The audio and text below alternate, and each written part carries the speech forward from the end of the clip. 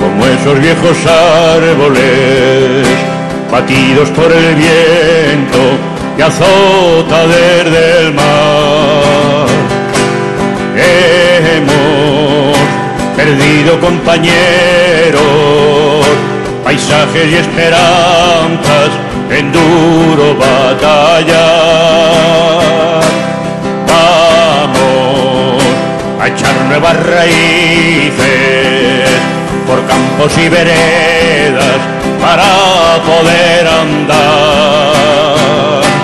Tiempos cubiertos con las manos, los rostros y los labios de la fraternidad. Somos como la humilde adoba que cubre contra el tiempo la sombra del hogar. Hemos perdido nuestra historia, canciones y caminos en duro batallar.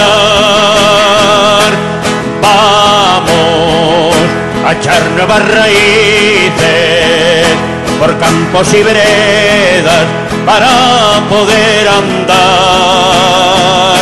Tiempos futuros y anhelados, de manos contra manos, izando la igualdad. Somos igual que nuestra tierra, suaves como la arcilla, duros del roquedal.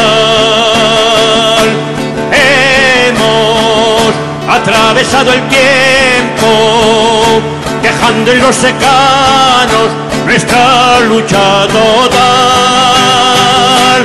Vamos a hacer con el futuro un canto a la esperanza y poder encontrar tiempos cubiertos con las manos, los rostros y los labios que sueñan libertad. Somos como esos viejos árboles.